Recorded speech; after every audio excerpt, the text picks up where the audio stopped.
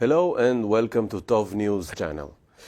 Qatar, a small Middle Eastern nation that casts a huge shadow relative to its size and its population, a country that sits on stockpiles of natural gas and steers regional and international affairs through spending lots of cash in return for influence. And all this while promoting Islamist and jihadi ideology. With us, straight from Mexico, Dr. Francesco Gil-White. Hello, Francesco. Hi, nice to meet you, Alex. Thank you for having me. You're welcome. And so before we start, we will tell you that we are Tov News. We are an independent Jewish news channel. We express our own views here, very special points of views, and you get to manage us through your contribution. Under the video player you can find different methods to contribute to us and to support us. Also, please like, subscribe and share this video. And Dr. Gil-White, so we have a new administration in the US, the Trump 2.0 administration, and there are all kinds of rumors in Israel lately about certain connections and ties between this new administration and Qatar, the terror sponsor state. And I understand that you have done some research and taken a lot of interest in this issue. So please share with us your thoughts. Yes, well, I'm mostly interested in being able to reason logically from the facts of the relationship that the U.S. bosses have, you know, the people running the United States, with the Emirate of Qatar.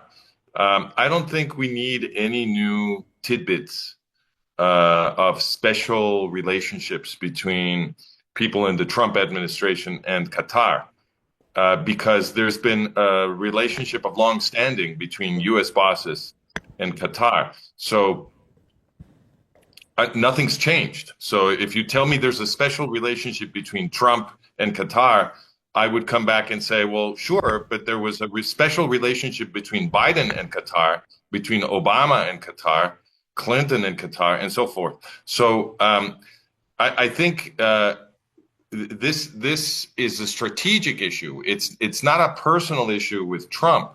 Look, Qatar is the host of the largest U.S. military base, the most important U.S. military base in the entire region.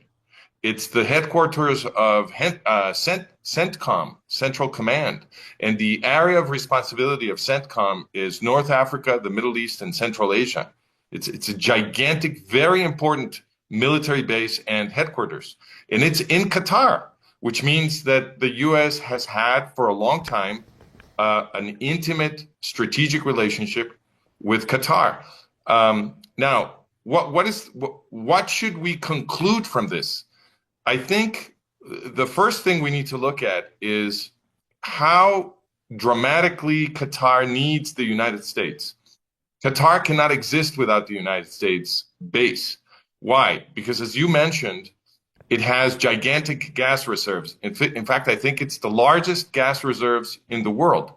Yes. So correct. obviously Qatar is very attractive to any imperial power that wants to get a hold of those gas reserves.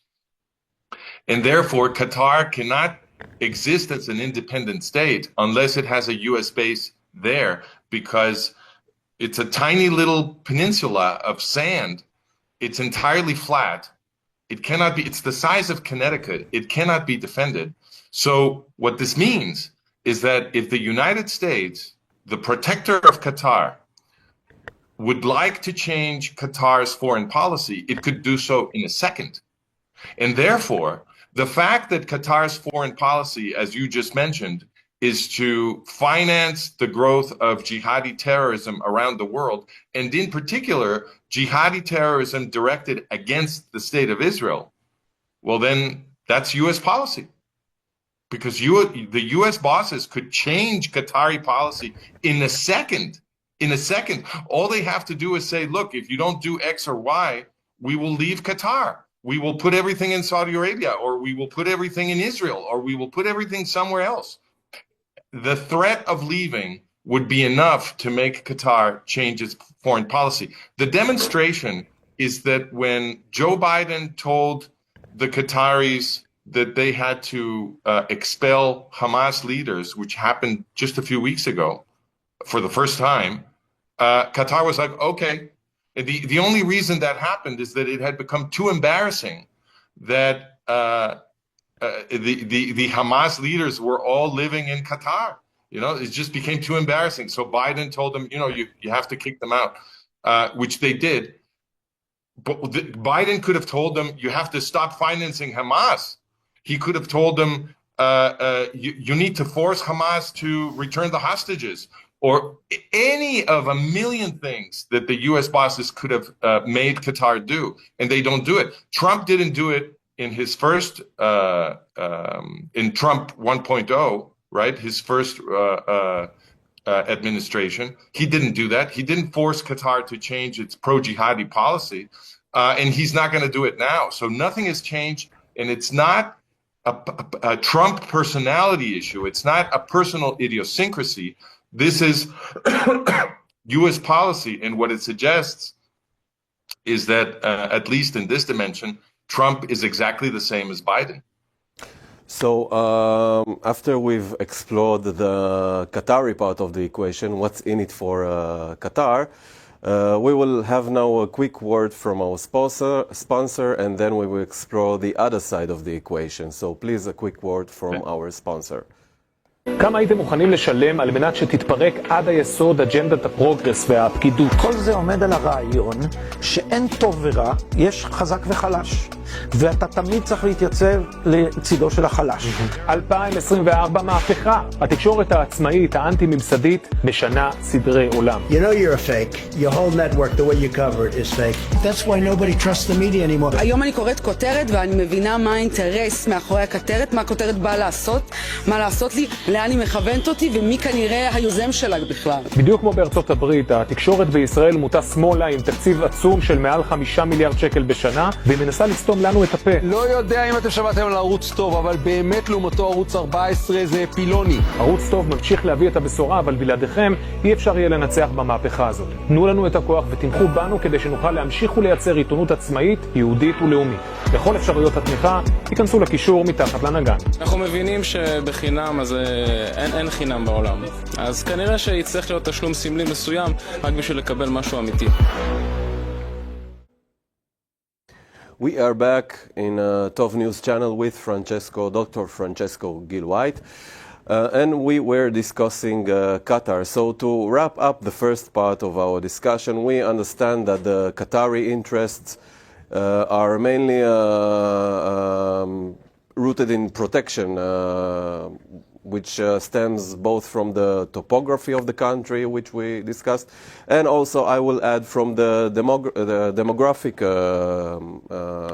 conclusion of the country. I mean, there are, I think, almost 2.5 million people living in Qatar, but only 300,000 of them are citizens.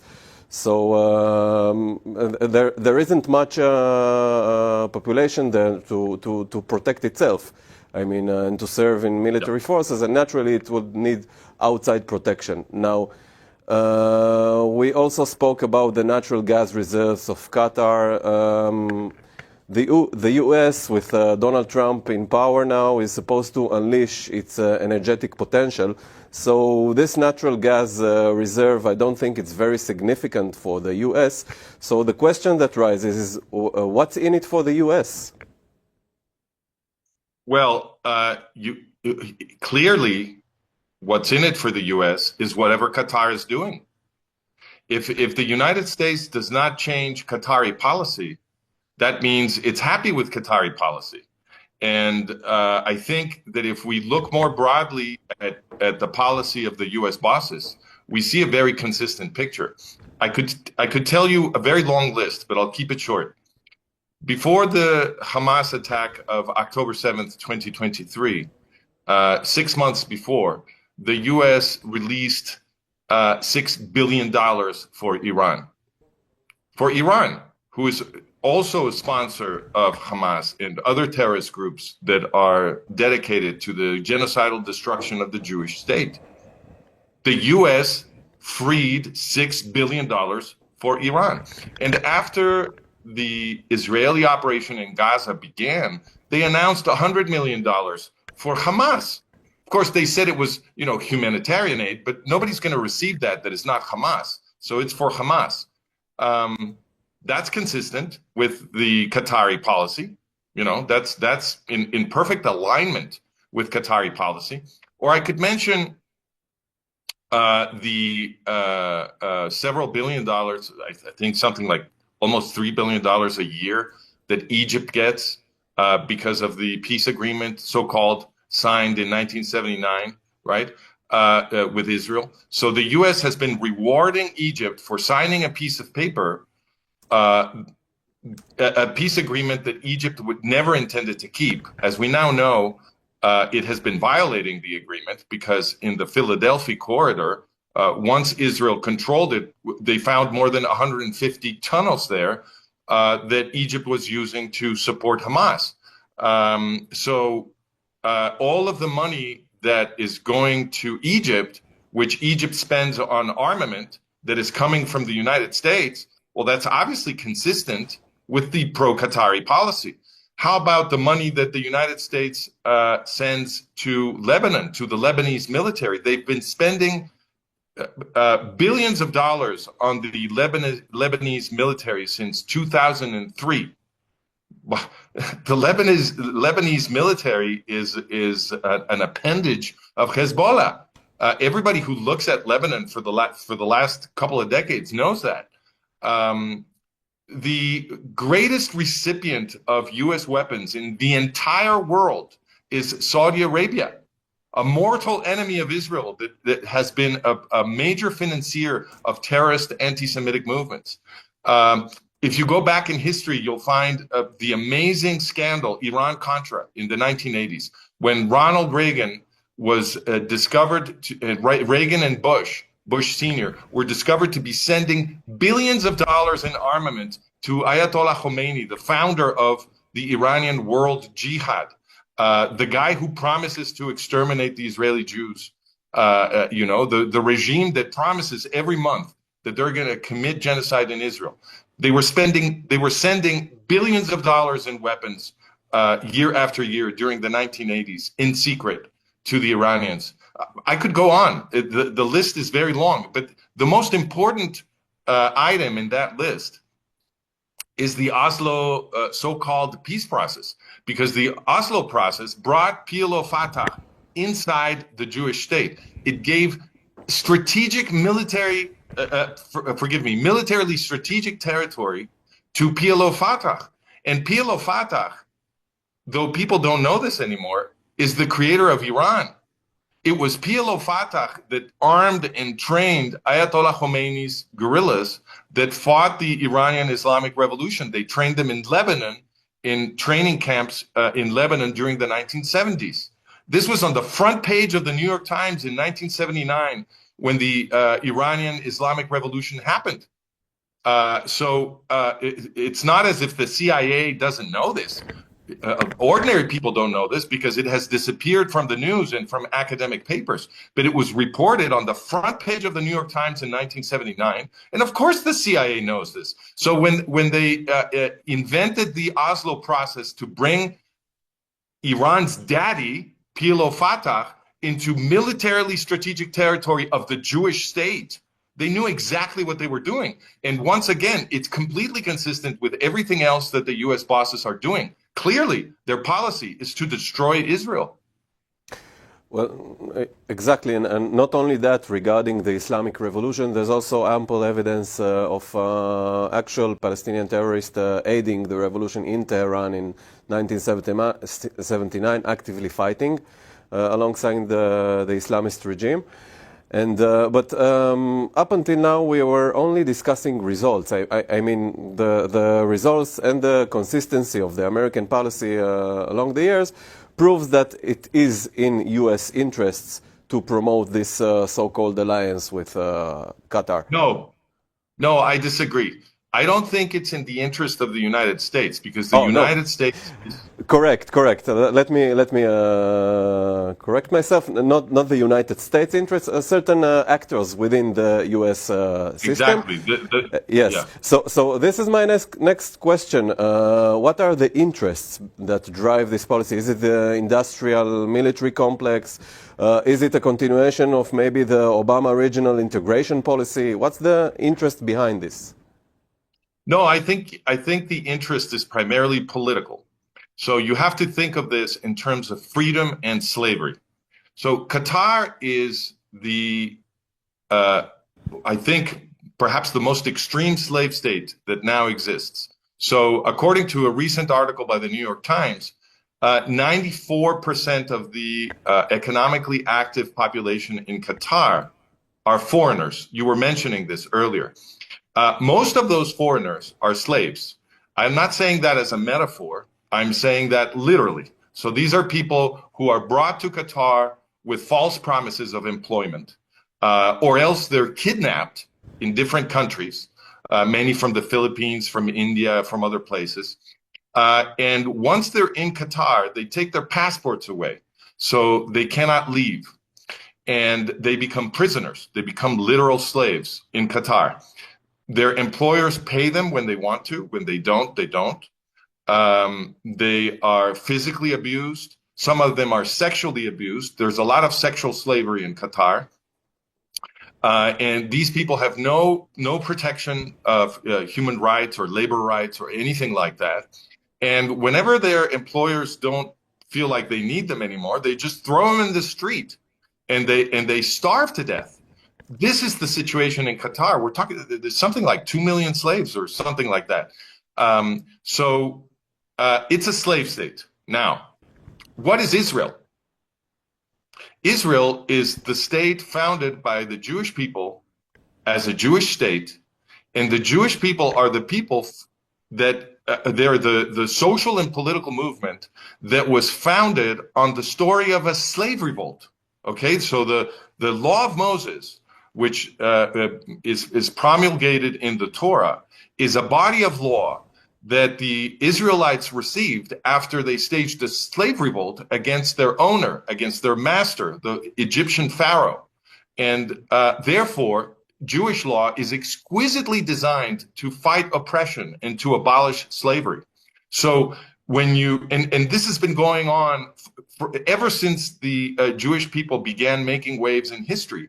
The bosses who want to enslave everybody understood that they had to get rid of the Jews first if they wanted to enslave everybody else, and if they wanted to do it permanently, because otherwise the example in of Jewish life and the example of Jewish thought was, of course, going to influence all those slaves to fight for freedom. And that, in fact, has been going on throughout the history of the West. Jewish ideas have inspired Christians, and the Judeo-Christian ethic and evolution of thought is what led Western civilization to produce modern democracy, because modern democracy is founded on the principle that we are all equal under the law because we are all equally the children of God. That's a principle that comes from the Judeo-Christian tradition and not from the Greco-Roman tradition, which was making slaves. Okay, the Greco-Romans had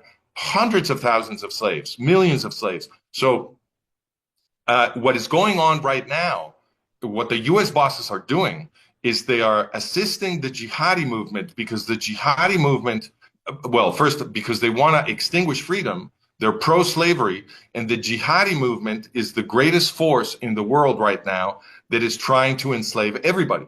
And so, of course, the jihadis, like other oppressors before them, like the Nazis, like the Russian Tsarists, like the Catholic Inquisition or the ancient Greco-Roman and Greco-Macedonian emperors, the jihadis want to do the same thing. They want to exterminate the Jews because they understand that a world of slavery is not safe if the Jews still exist, because the Jews have taught us to fight oppression, to fight for our liberty. So this is what's going on. It needs to be understood in the context of the fight between slavery and freedom. And of course, fighting for freedom today, as always, means fighting with the people of Israel, with the Jewish people. Yes, so the concept of slavery versus liberty fits perfectly well also with the known alliance between jihadis and globalists, which as well are pro-slave society and against liberty. And it also fits quite well with the notion that the Jewish people is the most persecuted one in the world history. This makes perfect sense since the Jews invented liberty, the concept. But now we have a new administration in the White House, and lots of policy changes are coming. And one of the declared policy changes will be a reform, a massive reform in American colleges, which are known to be heavily funded by Qatari money during the recent decades. How will this collision of interests will sort out?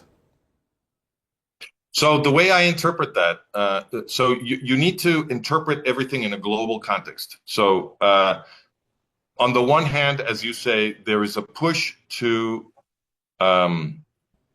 force woke into retreat. Okay, so that's going on, and part of that is what you say. The reforms that are now being pushed on universities, especially elite universities, which have been indoctrinating their students into anti-Israel, an anti-Israel position that also becomes an anti-Semitic position. So that's been happening at the universities. That's going to be rolled back, we are told. I think the way to interpret that is in the context of everything else that's going on. So simultaneous with the rolling back of woke, you have the Trump's violent pressure on Israel to sign the recent ceasefire agreement with Hamas. That's not pro-Israel, that's anti-Israel. The ceasefire agreement with Hamas has forced Israel to capitulate. Israel was winning the war, and Trump has now made them lose the war because even the Philadelphia corridor is going to be given back to Hamas. Now, we can talk about what kind of a diagnosis this implies about Israeli leaders, but let's still focus on Trump for a second. If Trump is doing this at the same time that he seems to fight anti-Semitism at home, right? I think the proper interpretation is that he is gaslighting us, right? So he's doing certain things so that you will think that he's the friend of the Jews, right? And convincing you of that requires that he pay a cost. He has to do some actual things that will be dramatic enough to convince the Jews and friends of the Jews like myself that he's actually on our side, right? So he rolls back anti-Semitism at home, does some things that we all applaud, etc. But on the ground, on the strategic ground in the Jewish state, which is the wall that is holding jihadism from flooding the West, right? This is where the fight against world jihad is happening most intensely, is in the state of Israel. And Trump claims to be against jihad. But what does he do? He forces Israel to accept a ceasefire agreement that is precisely the same ceasefire agreement that Biden, the enemy, was insisting that Israel should sign. It's the same agreement. So how is Trump your friend? I think you have to look at all the evidence together. And when you do, what Trump is doing is so dramatically anti-Israel that you have to interpret the other things he's doing as an effort to confuse us, to make us think that he's our friend so that he will trust him when he kicks us in the behind and betrays everything that was needed for the defense of Israel and for the defense of the West. Well, this point of view is also heard in Israel in quite on the fringe, I must say. But this is a very grave picture that you've drawn here. Why is it the fringe, though? Yeah, I think it's we say the fringe I because will mainstream media doesn't. I will explain shortly. Donald Trump, if he would run for presidency in Israel and not in the U.S., it would be a landslide that will make the U.S. Landslide be very shy in the corner, because he has somewhere close to I think 75 or 80% support here in Israel. And all of Israel was awaiting eagerly for these elections to rid us of the progressive pro-jihadist regime of the Bidens and the Obamas. And here comes Donald Trump, the new messiah. And this is why large parts of Israeli media and opinion callers are finding it hard to sort out what happened exactly with this hostages deal that Trump imposed on Israel. And I will ask you, since this is the grim picture that you see regarding Donald Trump, what do you think should the Israeli leadership do in this situation? Well, I mean, obviously, the Israeli leadership should have resisted Trump and not signed that ceasefire agreement, just as it had been resisting Biden.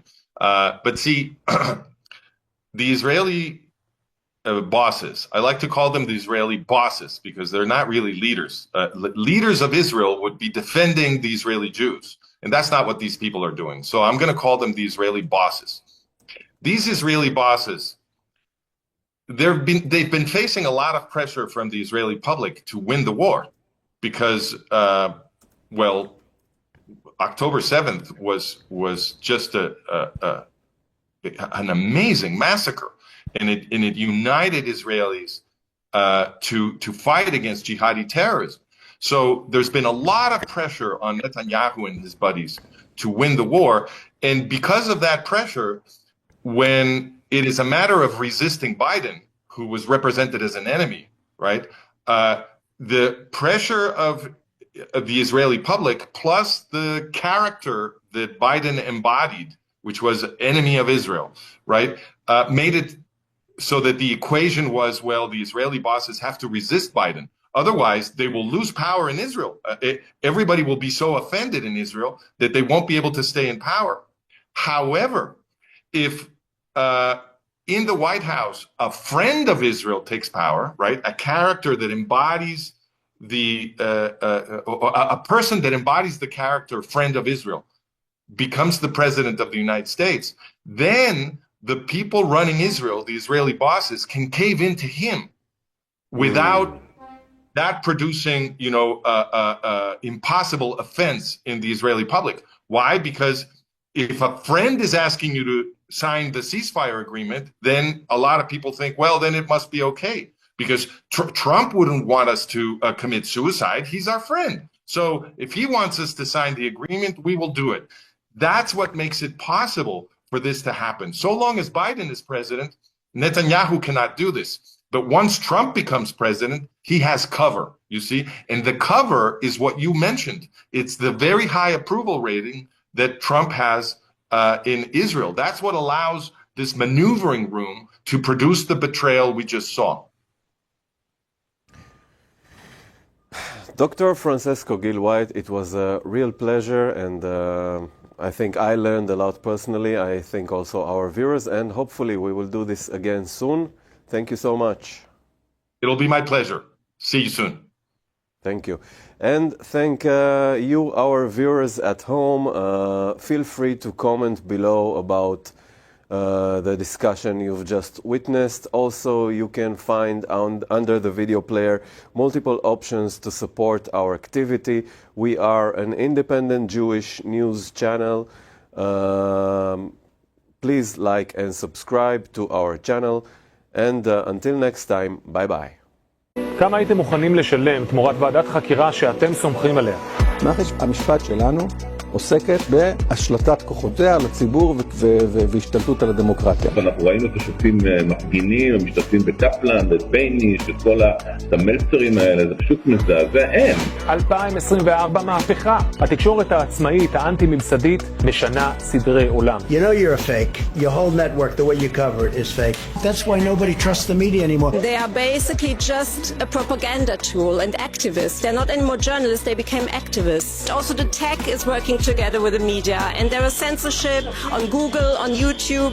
Everything was censored. בדיוק כמו בארצות הברית, התקשורת בישראל מוטה שמאלה עם תקציב עצום של מעל 5 מיליארד שקל בשנה, והיא מנסה לסתום לנו את הפה. לא יודע אם אתם שמעתם על ערוץ טוב, אבל באמת לעומתו ערוץ 14 זה פילוני. ערוץ טוב ממשיך להביא את הבשורה, אבל בלעדיכם אי אפשר יהיה לנצח במהפכה הזאת. תנו לנו את הכוח ותמכו בנו כדי שנוכל להמשיך ולייצר עיתונות עצמאית, יהודית ולאומית.